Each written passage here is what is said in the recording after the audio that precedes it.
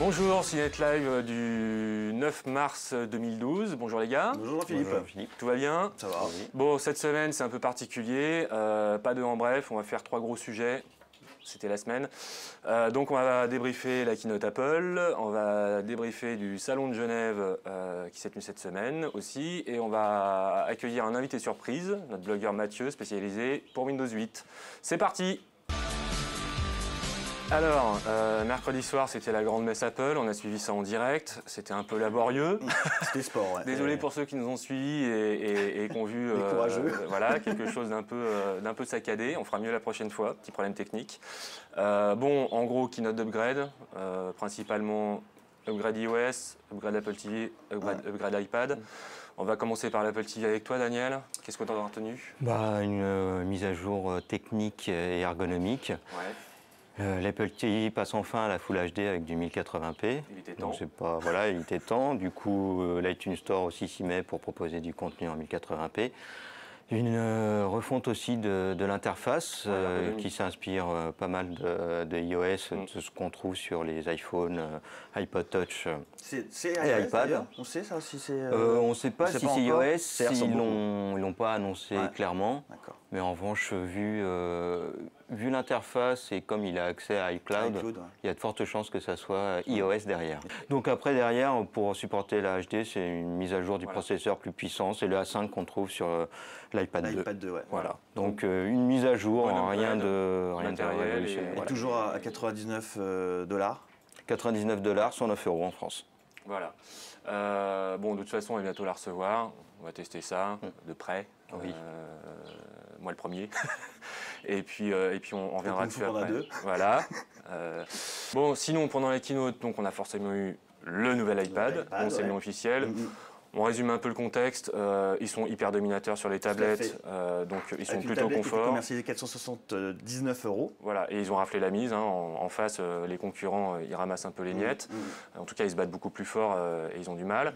On résume. HD, 4G, du jeu. Très haute définition, c'est vendu comme une console de jeu, ils ont vraiment fait le focus là-dessus. Ils ont d'ailleurs beaucoup taclé Xbox, PS3. Au niveau de la config, on s'attend d'ailleurs à un chipset graphique. Très haute définition, tu peux rappeler juste alors les chiffres. Très haute définition, c'est du 2048 par 1536 pixels. C'est plus que la Full HD. C'est bien plus que la Full HD, c'est 4 fois plus de pixels en fait que le précédent iPad. C'est-à-dire sur le même écran de 9,7 pouces, tu as 4 fois plus de pixels, ça pose beaucoup de questions, notamment sur les contenus, notamment les jeux tout simplement, puisqu'un jeu classique c'est 600 mégas, sur iPad pour profiter de toute cette résolution, on ne sait pas combien il va peser ce jeu, donc c'est beaucoup de questions. Dans du lourd, clairement. La proposition d'Apple, elle est claire, c'est que plus ou moins pour le même prix, donc 489 € en ticket d'entrée, en 16 Go, tu as plus de définition, un écran donc plus détaillé, même si encore une fois il y a pas mal de questions qui se posent, une console de jeu et puis une station photo, puisqu'il y a un capteur de meilleure qualité. Alors la question clairement de toute façon on l'a vu pendant la keynote, il y avait un focus sur la photo énorme parce qu'ils ont passé une demi-heure sur iPhoto. L'appli iPhoto arrive sur l'iPad. En fait, elle n'était pas présente avant, tu avais iMovie, donc tu as iPhoto qui rejoint iMovie. La promesse, en tout cas ce que veut vendre Apple, c'est une tablette qui filme en 1080p, donc en Full HD, qui fait des photos. Donc tu prends ta photo, tu prends ton film, tu le montes et tu le partages. Voilà. En gros, c'est ça. Tu montes et puis tu la retouches avec Daniel, toi, tu es les spécialistes photo. Qu'est-ce que tu en penses de ce côté on met tout. De toute façon, ils ont positionné clairement la tablette, l'iPad, comme un tueur de PC. Non, parce mais qu'ils ont c'est parlé juste mais... pouvoir retravailler, éditer un peu ces images sur une tablette. Donc pourquoi pas, après, de là, prendre des photos avec une tablette. Moi, je vois pas après, la tablette a accès à iCloud, donc tu peux mettre tes photos sur iCloud, les importer, les retravailler et faire ce que tu veux avec. En gros, la tablette après, j'y vois aussi une volonté de la part d'Apple de vouloir tacler un petit peu Adobe et son Photoshop Touch qui arrive. Donc voilà, c'est un petit peu la guéguerre. On prend la marque. Retoucher ses images, oui, faire des photos avec, non. Voilà, ok. Pourtant, bon, le capteur, a priori, tient la route. C'est 5 mégapixels. C'est le même que l'iPhone 4, a priori. Bon, pour rentrer dans le concret, donc en gros, ils arrivent avec le nouvel iPad à 489. 489, une logique de gamme de toute façon. Voilà, l'iPad 2 conserve l'iPad 2 qui sera à 409 €, seulement en 16 Go Wi-Fi 3G. Voilà. Donc voilà, nous on le voulait encore moins cher évidemment l'iPad 2. Maintenant encore une fois, ils en ont tellement vendu en 2011 avec ce tarif-là. Pourquoi ils baisseraient leur tarif? C'est assez logique. En tout cas, il y a une vraie logique de gamme avec un iPad 2 vraiment en ticket d'entrée et un iPad, le nouvel iPad. Est-ce qu'on peut s'attendre, alors pour les gens qui ne sont pas forcément intéressés pour une tablette avec des possibilités vidéo, photo monstrueuses et jouer avec, la concurrence forcément elle va bouger. Un nouvel iPad si tu n'es pas intéressé par le jeu, donc etc. En gros, la concurrence va forcément bouger au niveau prix, donc il va y avoir des choses intéressantes chez eux. Qu'est-ce qu'on s'attend de la part Android qui a été un peu taclé d'ailleurs par Apple, qui a parlé de son Tegra 3, justement pour les jeux, et le Tegra Zone. Écoute, les tablettes Android, ce qu'on constate, c'est qu'elles aussi, elles montent en définition, puisqu'elles passent aussi en Full HD. C'est ce qu'on disait il y a 2 semaines. Notamment chez Asus et Acer. Si elles veulent vraiment exister en 2012, il faut qu'elles baissent leurs tarifs, et elles sont déjà en train de le faire. Oui, de toute façon, la guerre des prix... La guerre des prix, elle sera là, de toute façon, c'est évident. Ok, bon, en gros, produit intéressant, toujours surveiller la concurrence. Encore une fois, c'est quasiment au même prix, tu as plus de choses. Je pense qu'ils vont en vendre pas mal en 2012, ça, il n'y a pas de problème. Je ne sais pas si on l'a dit, elle arrive quand ? 16 mars. 16 mars. On joue avec le 16 mars. Un tout petit détail, toute petite précision sur la 4G. Je ne sais pas si ça intéressera tout le monde. De toute façon, en France, la 4G n'arrive pas tout de suite. C'est vrai. De toute façon, si tu achètes ton iPad 4G maintenant, il ne marchera pas en France puisque ce ne sont pas les mêmes fréquences. Voilà. Point important. On va s'arrêter là. De toute façon, l'iPad arrive dans une semaine, donc on jouera avec. Enfin, tu joueras avec principalement. On va passer à un petit débriefing du salon auto de Genève qui a eu lieu cette semaine où Benoît était. Il a plein de choses à nous dire. On accueille Benoît. Alors Benoît, bonjour. Salut. Tu reviens de Genève, tu as passé une bonne semaine, tu as vu plein de voitures, plein d'hôtesses. Voilà, sempiternelle. La tendance du salon auto de Genève. Les voitures connectées, ça y est. Je crois que ça a échappé à personne. Il y en avait partout, de la moins chère à la plus chère. Alors, tous les constructeurs étaient là avec leurs grosses nouveautés. Renault avec Airlink, on en a déjà parlé il y a 2 semaines. Peugeot avec Peugeot Apps. Chevrolet avec son système. Mercedes aussi. Alors, Mercedes, a priori, c'est quand même super intéressant. Voilà, c'est un système assez intéressant puisqu'il exploite complètement l'iPhone. En gros, le fonctionnement, c'est comme un PC de bureau. L'unité centrale, c'est l'iPhone. L'écran, c'est celui du tableau de bord. L'avantage, c'est qu'on utilise les performances du smartphone, ses possibilités d'évolution, mais aussi sa connexion. Donc, on n'a pas à gérer une connexion supplémentaire pour la voiture. Voilà, déjà, c'est pas mal. Voilà. Alors, chez Mercedes, c'est assez bien fait puisque il y a une interface qui est adaptée. On n'a quand même pas l'écran, ce qu'on voit sur l'iPhone, sur le tableau de bord. C'est quelque chose d'adapté à la voiture. Ce qui est logique. Voilà. Mais tu as les fonctionnalités de l'iPhone. Voilà, on a les fonctionnalités de l'iPhone, certaines, on n'a pas tout, navigation, mail, texto, voilà, tous ces genres de choses. Et Siri, voilà. Alors le plus, c'est quand même... Siri va être vraiment intéressant. Voilà, c'est qu'on exploite toutes les possibilités de Siri. Siri est connecté au micro de la voiture, qui sont sur le plafond de la voiture. Et donc on peut envoyer un texto, un mail, très simplement, avec Siri, qui est quand même un système de reconnaissance vocale très évolué et sur certains points plus que certains qu'on a déjà dans les voitures. Donc la convergence de la connexion entre ce que tu avais dans les poches et la voiture, ça y est, elle arrive réellement. C'est pas juste une réplication de 2 systèmes qui se marchaient un peu dessus. Là on y est, et en plus, gros avantage, c'est que ça permet d'avoir un système de navigation dans la voiture qui est moins cher puisque toute l'électronique se trouve dans le téléphone. Voilà, c'est déporté, ça reste dans le téléphone. Voilà. Et mon petit clin d'œil aussi, c'était pour bien montrer qu'on a toute cette technologie maintenant dans toutes les voitures. C'est qu'on la retrouve même maintenant chez Dacia. Alors, ce n'est pas un système connecté. Dacia qui présentait avec le Logi un système de navigation. Alors, le Logi, rappel, c'est le monoplace Dacia à moins de 10 000 €. À moins de 10 000 €. Voilà, ça casse les prix. Ça fait du bruit. Ça fait du bruit. Tout le monde était curieux de voir ce que c'était et à quoi ça ressemblait. On en a pour son argent, comme d'habitude chez Dacia. Non, mais la promesse est tenue. C'est une voiture. 7 places pour moins de 10 000 €. Voilà. Donc, on a quand même un système de navigation, en option, 7 pouces, c'est ça ? 420 €, 7 pouces, qui lit des MP3, des clés USB, bref, quoi, quelque chose quand même de pas mal, à un prix là aussi low cost. Ce qui globalement coûte généralement plus de 1000 € chez la concurrence. Voilà, c'est ça. Ce qui est quand même assez drôle. Et sinon, au niveau des... en gros, si on sort un peu de la technologie et les modèles qui ont vraiment marqué le salon, qui ont fait du bruit, il y a eu qui? Des grosses nouveautés, la classe A, la nouvelle Audi A3, Volvo V40, assez amusante, avec les airbags à l'extérieur. Voilà, un airbag piéton, un gros airbag extérieur qui se déploie sur le capot. Donc maintenant, tu peux vraiment conduire comme un chien, c'est pas grave. C'est l'idée. Ouais.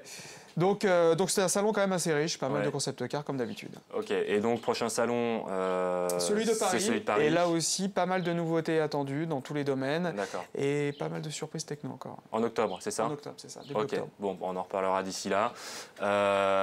Juste un dernier détail, les Mercedes connectés et tout ça, ça arrive vraiment sur le marché ça arrive avec la nouvelle classe A dans quelques mois. Et ça sera diffusé sur toute la gamme Mercedes. D'accord, donc on est vraiment dans le concret et on va pouvoir jouer avec dans pas trop longtemps. Voilà. Ok, super, merci Benoît. On va passer à Windows 8 en accueillant un petit blogueur invité. Bon Benoît, merci pour Cartech et Genève. On accueille une guest star. Qu'on n'a pas l'habitude de voir sur CNET parce qu'il est tout pixelisé. C'est notre blogueur geek et Windows attitré. Donc rappel, toi tu as vu Windows 8 Alex à Barcelone. Ouais. Qui était présenté, la Consumer Preview. Toi, Mathieu, tu as joué avec. Voilà, j'ai joué avec depuis une dizaine de jours, depuis qu'elle a été présentée de toute façon au Mobile World Congress. Donc l'interface, globalement, nouveauté. Alors l'interface, on l'avait dit, comment dire, il y avait des rumeurs comme quoi le menu démarrer disparaîtrait. Pour le moment, c'est le cas, on n'a plus de menu démarrer. Il a été remplacé par l'écran d'accueil qui ressemble trait pour trait à ce qu'on connaît sous Windows Phone 7, avec des belles tuiles, voilà, c'est métro. Et sur Xbox aussi, sous la Xbox aussi, pas forcément exactement de la même façon, mais on la retrouve aussi. Donc, l'esprit Microsoft maintenant, c'est les tuiles, les carrés, avec donc des tuiles qui sont dynamiques. La tuile Microsoft. La tuile Microsoft. Trouver une identité propre sans copier Apple, ni... Voilà, c'est une identité propre. Alors après, il y en a qui aiment bien, il y en a beaucoup qui détestent parce que alors c'est peut-être le changement. C'est une rupture. Voilà, c'est une rupture. Il y a des applications tierces donc qu'on a présentées qui permettent de rajouter soit un semblant de menu démarrer, soit donc l'écran d'accueil. Mais de toute façon, je pense qu'il faut dire au revoir au menu démarrer et accepter que, comme par exemple le passage il y a très longtemps de Windows 3.1 à Windows 95 où on n'avait plus un gestionnaire de programme, mais un bureau. Et justement au niveau de l'usage, le passage de Windows 7 à Windows 8 se fait facilement ou pas? Pour ma part, ça ne m'a pas, évidemment pas trop posé de problème. J'ai montré ça, voilà. Petit bémol, Mathieu, toi, je touche un petit peu à tout, voilà. Je fais mes muses avec tout. C'est très simple quand même. Maintenant, je l'ai montré. Bon, Alexandre et Daniel ont aussi fait Mumuse. A priori, c'est aussi très simple. Quand on vient du monde de Windows Phone, moi, je l'ai montré avec des gens qui utilisent Windows 7 et Windows XP. Quand ils ont vu Windows 8 et l'interface métro, ils ont fait « Ah, c'est génial, c'est comme sur mon téléphone Windows Phone 7 ». C'est la volonté d'Apple, de Microsoft. Joli. Apple fait un peu la même, avec son rapprochement iOS. Voilà, ils font effectivement un rapprochement. Je pense que Microsoft était vraiment très radical. Ils ont dit « Bon, c'est bon, on change ». Maintenant, ce qu'on peut voir aussi sur les captures d'écran qu'on a aussi diffusées, c'est qu'il y a une tuile bureau et qu'en cliquant sur cette tuile, on arrive sur le bureau comme avant. Donc on n'a plus l'icône menu démarrer, mais on a tout le reste. Quand même un point de départ classique. Voilà, donc on peut retrouver le bureau. Et ce qui est plutôt rigolo, c'est qu'en fait Metro ressemble plus à une surcouche du système. Qu'à l'interface qu'au shell en lui-même. Après, c'est qu'une preview, donc on va voir comment ça va évoluer. Voilà, donc par exemple, on a deux versions d'Internet Explorer. La version qui ressemble trait pour trait à celle qu'on connaît sous Windows Phone 7 et la version bureau qu'on peut voir, qu'on connaît depuis longtemps. D'accord. Au niveau performance, rapidité, qui est quand même toujours le truc, la première question. Je l'ai installé sur une machine assez ancienne. Il fonctionne sans problème. Donc a priori, la même configuration que Vista ou Windows 7 convient amplement. A priori, pour le moment, les applications qui seront présentées sont des applications compatibles Metro sur le kiosque. Quid d'Office. J'avoue qu'il faudra bien regarder. Je ne crois pas que la prochaine version utilise Metro. Je crois qu'ils gardaient les rubans, c'est ce qu'on en avait déjà parlé. Et pour les joueurs maintenant, pour les joueurs, donc, quand même pour le moment, ce qui va intéresser, c'est les pilotes graphiques. Donc ATI et Nvidia ont sorti des pilotes en bêta pour, comment dire, pour donc Windows 8. Ouais. J'ai testé les pilotes NVIDIA qui s'installent sans problème, ça fonctionne. Et comme la version du noyau, on reste sur la même base que Vista et 7, a priori, on ne devrait pas avoir de problème. Ce qui fonctionnait, fonctionnera sans trop de problèmes. Ce n'est pas une rupture comme de Windows 3.1 à 95, 95 à XP, etc. et XP à Vista. Et la question à 2 €, tu es sur Windows 7 aujourd'hui? Ça vaut le coup d'y passer ou pas? À Windows 8 ouais. Alors, attendons je pense qu'il faut attendre la sortie. Pour le moment, on a vraiment encore l'impression d'une surcouche, 2 panneaux de configuration, un plus complet que l'autre. Donc, on ne sait pas un petit peu vers quoi. Moi, j'ai un peu du mal à voir vers quoi Microsoft va. Voilà. C'est un gros pari. Parce que là, ils ne font pas qu'une simple mise à jour. On parle de kernels différents, notamment sur Windows Phone. Ça sera le même kernel. Là, il y a quelque chose, c'est pas que de l'interface, il y a des applications. Sur la version preview, le noyau, ça reste celui de Windows 7. Ça reste celui de Windows 7 qui était un peu modifié. Bon, sortie, normalement, fin d'année, on a dit octobre, c'est ça? A priori, je crois qu'HP avait dit qu'ils livreraient leur machine sous Windows 8 d'ici la fin de l'année. Ça va laisser le temps aux gens, je pense peut-être qui ont pris en main la bêta de s'y faire. Et voilà. Après, il faut laisser, je pense, une chance à cette interface. Voilà, laisser sa chance au produit et voir un petit peu ce que ça donne et si on les usages. C'est une interface intéressante, vraiment intéressante. C'est plutôt joli. La convergence Microsoft pour la tribu, le Windows Phone. Bon, rendez-vous en octobre pour la sortie de Windows, à peu près. Et puis on jouera avec à ce moment-là. On s'arrête là pour cette semaine. On a une petite pensée pour Pierre qui est à San Francisco et qui a pas dû beaucoup dormir, pour des bonnes raisons. On se retrouve la semaine prochaine. À bientôt. À bientôt. Salut.